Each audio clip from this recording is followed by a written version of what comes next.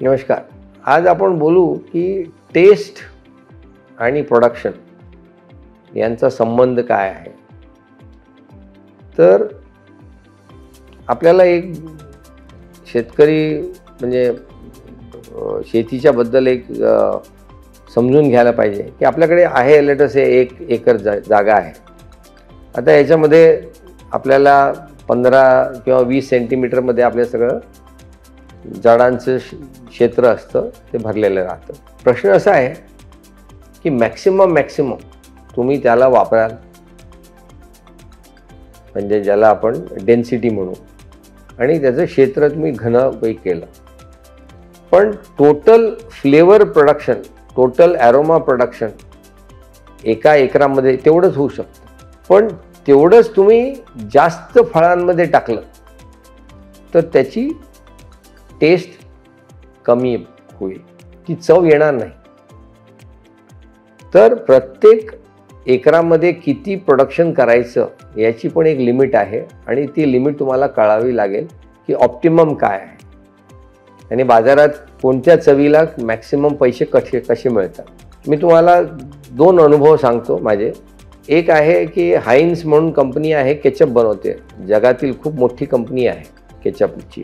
ती जेव्हा कॉन्ट्रॅक्ट देते टोमॅटो प्रोडक्शनचं, तर ती सांगते तुम्हाला की 68 to 70 टनच्यापेक्षा जर तुम्ही कमी प्रोडक्शन केलं तर जितकं प्रोडक्शन केलं पूर्ण प्राईस मिळेल, पण प्रोडक्शनच्या हिशोबाने पैसे मिळतील. याच्यात जर वरती केलं तर तुम्हाला निगेटिव्ह प्राईस मिळेल आणि पेनल्टी पण लागणार. म्हणजे ते तुम्हाला काय सांगतायत, ते तुम्हाला हे सांगतायत की आमची चव एका पर्टिक्युलर प्रोडक्शनच्या वरती जर तुम्ही गेले तर खराब होते, मग आम्ही आपली स्टँडर्ड मेंटेन नाही करू शकत. दुसरा एक एक्झाम्पल आहे की मी ऑस्ट्रेलियाला गेलो होतो, तर तिथे आम्ही एका आपले इंडियन डॉक्टर आहेत, शेतीचे तंत्रज्ञ, त्यांची द्राक्षाची बाग आहे, वाईन बनवतात, वाईन ग्रेप्स बनवतात. तर त्यांचं जेव्हा शेत पाहायला गेलो मी, म्हटलं तुमच्या याच्यामध्ये तर बंचेस फारच कमी आहेत, इतके तर कमी कधी मी पाहिलेच नाही. म्हणजे एकदम बरोबर ऑब्झर्वेशन आहे तुमचं. मी फक्त 20% म्हणजे 20%च बंचेस ठेवतो माझ्या झाडांवर, बाकी कापून टाकतो. म्हटलं असं का, तुमचं नुकसान नाही होतं? म्हणे नाही, त्याच्या मागे एक पूर्ण हे आहे, विचारधारा आहे.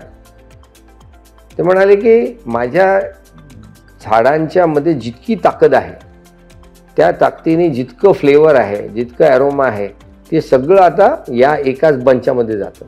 म्हणजे आता फक्त 20% बंचेस तयार होतात. तर शेवटी ते जेव्हा पिकून त्याचे प्रूनिंग स्टेजवर येतं, त्यावेळेला त्याला हार्वेस्टिंग करून मग त्याची वाईन बनवतो.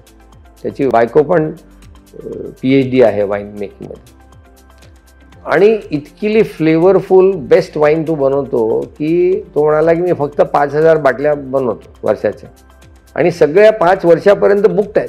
2000 वॉशिंग्टनमध्ये, 1000 LA मध्ये, 1000 सॅन फ्रान्सिस्कोमध्ये आणि 1000 न्यूयॉर्कमध्ये. लाईन लावून लोक बुक करून ठेवतात, आणि एक बॉटल तो $150-$100 विकतो. नॉर्मल वाईन इथे $8, $10, $15 विकतात. आता तुम्ही पहा त्याचा पैशाचा हिशोब. He has come out ahead. पण त्याला एक लक्षामध्ये आलं की चव आणि पैसा हे बरोबर जातं. चांगलं जर तुम्ही टेस्टी फूड बनवलं, टेस्टी फळं बनवली, तर तुम्हाला पैसे मिळतील.